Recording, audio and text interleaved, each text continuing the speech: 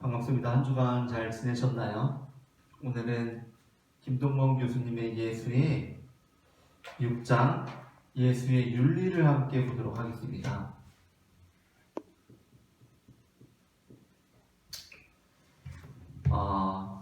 예수의 윤리와 관련하여서 우리가 나눌 것은 뭐냐면 일단 제자도에 대한 건데요. 제자도라는 것은 예수의 제자된 삶이라고 할 수 있겠죠. 제자된 삶이라고 할 수 있을 거예요. 예수님께서는 우리가 지난주에 다루었던 것처럼 율법과 관련된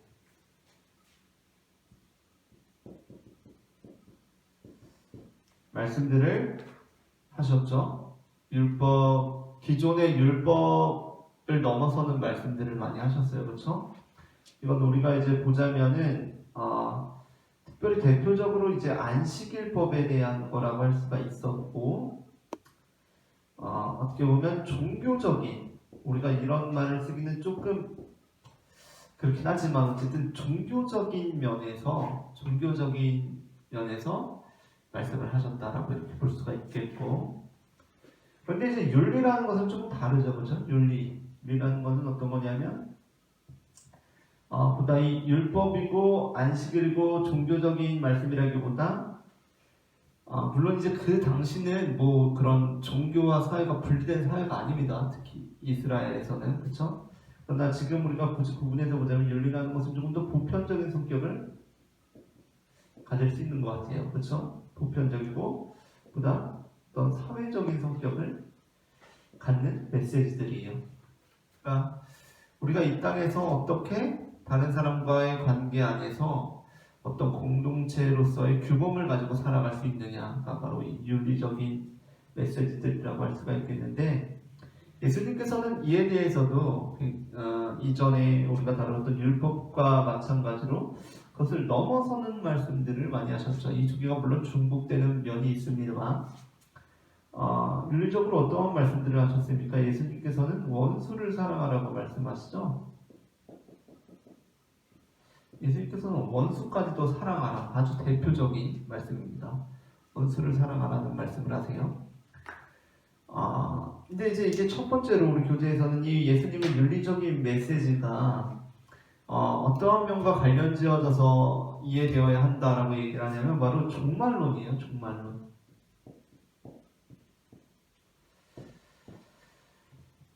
예수님의 메시지들을 예수님 복음서를 우리가 읽어보면 예수님에 대해서 한 가지 우리가 발견할 수 있는 건 뭐냐면, 예수님께서는 하나님의 나라가 임박했다는 분이셨어요. 그렇죠? 그러한 메시지들이 있습니다. 신약 성경의 기본 적으로 공유하고 있는 그 이해 중에 하나가 바로 임박한 종말이에요. 임박한 종말. 종말은 곧 온다는 거예요. 우리 세대 안에 온다는 거예요. 그것이 신약 성경에 흐르고 있어요. 그게 이제 아이러니인데 왜 그러냐면, 신약 성경을 이미 집필하던 당시에는 이제 종말이 곧 온다라는 것이 다 누구나 공유하고 있던 생각이었는데, 그렇기 때문에 신약 성경을 집필하려고 하진 않았습니다. 사실 바울조차도 이걸 내가 성경을 써야겠다라는 생각에서 쓴 게 아니에요. 이제 본격적으로 쓰여진, 그러한 생각을 가지고 쓰여진 건 뭐냐면 복음서거든요. 복음서. 이제 성경 집필 순서를 보면, 성경에 기록된 순서를 보면 복음서가 먼저 기록된 것이 아니죠. 가장 우선적으로 바울 서신들이 기록되죠. 그 이후에 이제 복음서거든요. 그러니까 뭐냐면 바울 서신은 내가 성경을 써야겠다 라는 생각으로 바울은 글을 쓰질 않았어요. 바울은 편지를 썼죠. 서신을 썼습니다. 우선적으로는 전도를 위해서였고, 또한 자신의 사도직을 변호하기 위해서였고, 복음을 전파하기 위해서였고, 자신이 세운 교회들을 어떤 권면하고 그들에게 메시지를 주기 위해서 편지들을 썼단 말이에요. 그걸 내가 성경 써야지라고 쓴 사람이 아니에요. 바울은. 그런데 복음서가 쓰여지죠. 복음서가 쓰여진 것은 분명히 바울 서신과 성격이 다릅니다. 복음서는 왜 쓰여졌을까요? 구전으로만 전해지던 것이 왜 구전으로만 전해졌죠? 그 당시에는 예수님 금방 오실 건데 뭐 예수님 금방 오실 거기 때문에 구전으로만 전해도 되는 거예요. 금방 오실 거니까. 그런데 그렇기 때문에 그 내용들이 복음서에 녹아져 있죠. 예수님 금방 오신다는 내용이. 그런데 복음서에 아이러니가 있어요. 뭐냐면 예수님이 안 오시네. 예수님이 안 오세요. 어쩌면 우리 대에 안 올 수도 있겠는데 안 되겠다. 이거를 기록으로 남겨야겠다라는 필요성 안에 복음서가 이제 기록되기 시작한 겁니다. 그래서 이제 여기에 이 아이러니가 들어가 있는데 어쨌든 임박한 종말이라는 게 거의 대부분의 신약 성경에 다 나오고 있는 내용이에요. 그러한 면에서 볼 때 윤리라는 것은 어떻죠? 굉장히 어울리지 않는 것일 수 있어요. 왜냐하면 종말이 임박해 왔다라고 했을 때 윤리는 어떤 식으로든 무너지거나 그 가치가 떨어지게 돼 있거든요. 우리 막 그런 영화 보잖아요. 그렇죠? 종말이 막 다가왔어요. 인류 멸망이 다가왔어요. 그럼 어떻게 되죠? 윤리가 다 무너진다고요. 윤리가. 공동체 윤리가 다 무너집니다. 그와 마찬가지로 종말이 임박해 왔는데 우리가 왜 윤리적으로 살아야 되지? 질문이라는 거예요. 우리는 왜 윤리적으로 살아야 되지? 종말이 임박해 왔는데 이게 이제 예수님 메시지의 두 방향성인데 이게 서로 맞지 않는다라는 것이 이제 우리 교재에서 전반부에 나오고 있는데 그럼에도 불구하고 이제 여기서 말하는 것이 뭐죠? 다시 한번 하나님 나라에 대해가 뭐냐라는 생각하는 겁니다. 하나님 나라. 이 임박한 종말이라고 할 때 이 임박한 종말의 하나님 나라가 뭐냐? 단순히 파국, 인류의 파국, 이 지구의 멸망을 뜻하는 거라면 당연히 윤리하고 같이 갈 수가 없겠죠. 그렇죠?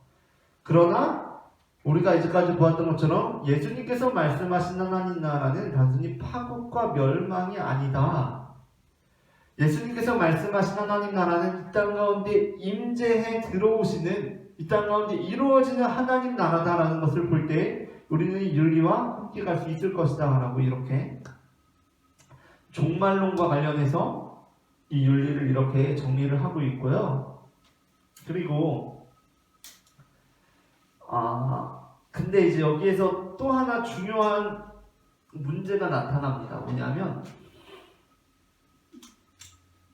우리는 윤리적으로 살잖아요. 말 그대로 우리는 제자된 삶을 요청받습니다. 제자된 삶을 요청받는단 말이에요. 예수님께서는 살인하지 말 것이 아니라 형제를 미워하지도 말라고 하시고 가늠하지 말 뿐만 아니라 음욕을 품지 말라고 하시고 그렇게 말씀하시잖아요. 그렇죠? 우리는 그 삶을 살아야 되는데 여기에는 이제 질문들이 나타납니다. 우리는 왜 이 삶을 살아야 되는가? 왜 우리는 예수님께서 행하라고 하신 그 일들을 행해야 하는가에 대한 질문인데 우리는 왜 행해야 되는가라고 했을 때 여기에서 이제 이렇게 대답할 수 있습니다. 구원받기 위해서라고 할 수 있어요.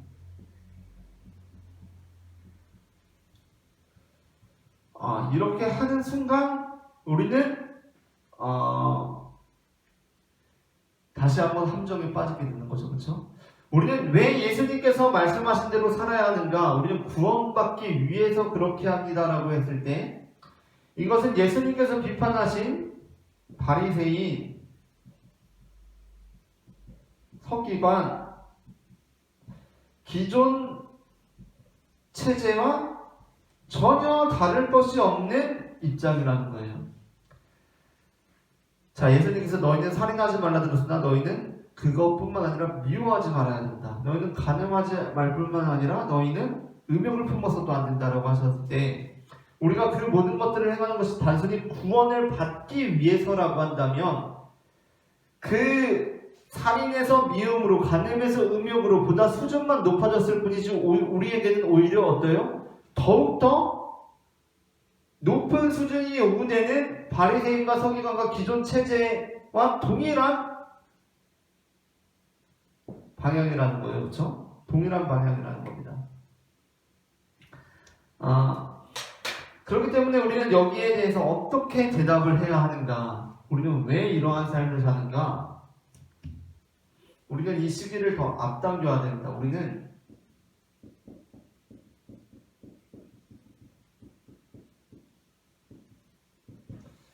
이미 구원을 받았기 때문에 그러한 삶을 살아가는 거죠. 우리는 이미 구원을 받았기 때문에 그러한 삶을 살아갈 수가 있다는 거예요. 예수님께서도 우리에게 말씀하신 것이 바로 우리는 이미 구원을 받았기 때문에 이러한 삶을 살아간다라는 것이에요. 물론 진짜 우리가 그러한 삶을 살아갈 수 있느냐 없느냐의 문제는 또 다른 문제고, 우리가 이러한 삶을 왜 살아가야 하는가에 대해서는 우리는 구원을 받았기 때문이라고 대답할 수가 있어야 된다는 겁니다.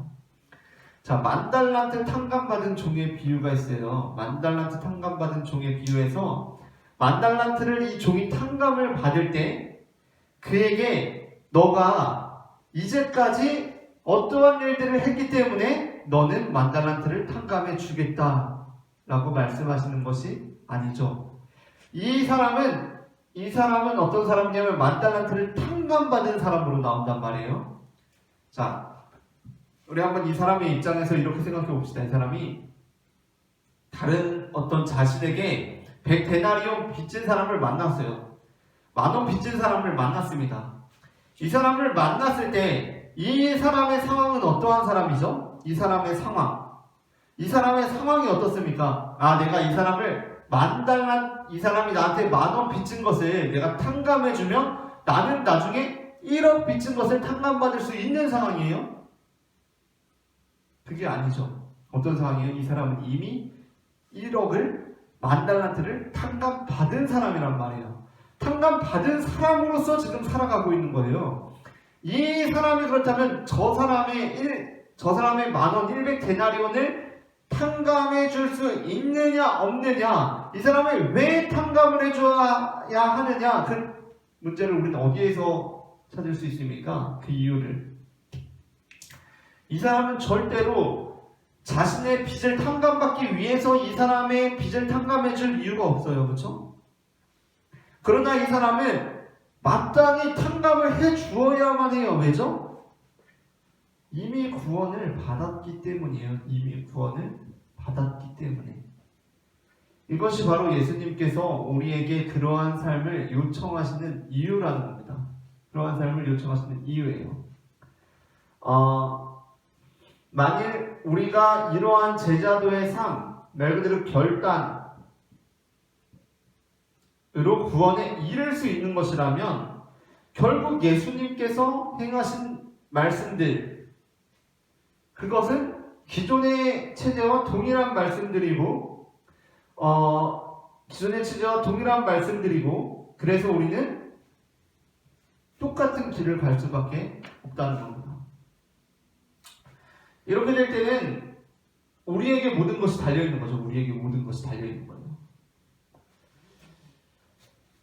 그런데 이제 여기에서 한 가지가 더 이제 다루어야 하는 부분인데 뭐냐면, 그렇다면 우리는 그렇게 살아갈 수가 있느냐는 겁니다.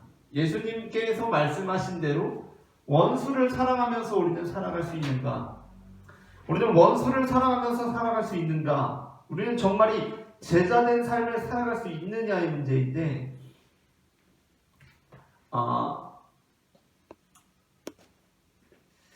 우리는 이 제자된 삶을 살아갈 수 있느냐의 문제인데, 물론 우리가 이제 이 예수님의 가르침의 목적, 예수님께서 원수를 사랑하라 라고 말씀하신 이 메시지의 목적에 대해서 생각해 볼 때, 첫 번째는 우리에게 정말 그렇게 살라고,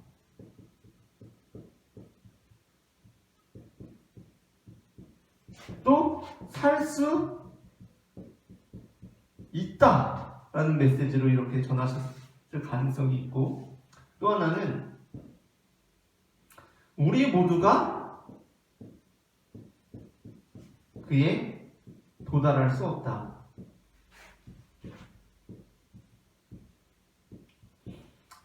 또한 그러므로 모두 공동 책임이 있다 라는 말씀.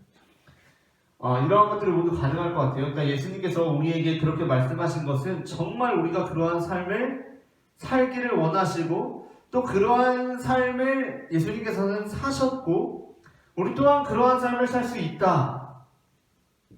그렇게 살아라 라는 말씀일 수 있고, 또 한 가지는 우리가 그것에 실패할 때 우리는 그것의 실패함을 통하여서 어떻게 될 수 있냐면 우리 모두가 사실은 공동 책임이 있고 우리 모두가 다 말 그대로 죄인이다 라는 것을 깨닫게 하기 위하여서 그렇게 말씀하셨을 수 있다는 것이죠. 그러니까 사실은 우리가 예수님의 말씀대로 살아갈 수 있다는 것은, 예수님의 말씀대로 살아간다는 것은 그분의 구원을 우리가 경험했기 때문에 그렇게 살아갈 수가 있는 것이고, 또한 우리가 그렇게 살아가면서도 실패할 때 우리가 그것을 실패함을 통해서 더욱더 우리의 믿음, 우리의 신앙이 깊어질 수 있는 것은 바로 이 부분 때문입니다. 우리가 모두 그에 도달할 수 없고 오직 하나님의 은혜로 우리가 이 길을 걸어가고 있구나라는 것을 바로 깨닫게 된다는 부분인데요. 이게 이제 우리 교재를 보게 되면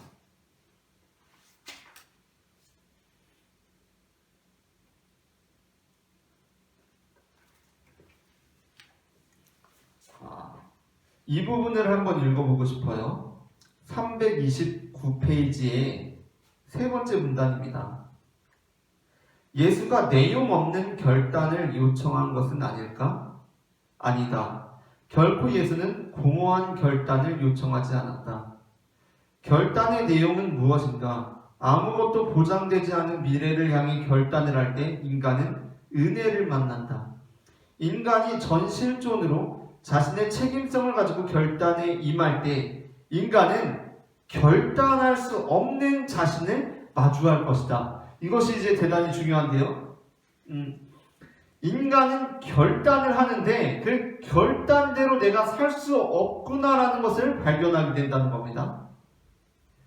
그는 결코 하나님을 사랑할 수 없다는 것을 안다. 그는 결코 이웃을 사랑하지 못한다는 것을 안다. 자신의 한계 끝에서 그는 은혜의 하나님을 마주한다. 어느 순간 자신이 행한 그 결단이 하나님의 은혜로 가능했다는 것을 안다. 은혜가 무엇인지는 하나님의 은혜 안으로 들어간 자만이 안다. 구원이 무엇인지도 구원의 세계 안으로 들어간 자만이 안다. 결단을 통해 하나님의 은혜와 구원을 체험하는 것이 결단의 내용이고 실체이다. 구원의 하나님보다 더 큰 보상은 없다라는 겁니다. 자, 우리는 그렇다면 왜 이 제자도의 길을 걸어가는가? 우리는 구원받기 위해서 그런 것도 아니고 구원받았기 때문인데, 우리는 구원받았기 때문에 이 길을 걸어갑니다. 이 길을 걸어가면서 그러면 우리가 얻게 되는 보상은 뭔가? 우리는 일단 구원받은 것은 알겠는데 지금 우리가 이러한 삶을 살아감을 통하여서 또다시 얻게 될 어떠한 보상이라는 것이 있는가? 예수님께서는 물론 성경에서 상급에 대해서 여러 번 말씀을 하셨지만 과연 그 상급이라는 것이 무엇인가? 뭐라고 말하고 있냐면 우리는 이 길을 걸어감을 통하여서 오히려 하나님의 은혜와 하나님의 구원을 더욱 깊이 알게 된다는 겁니다.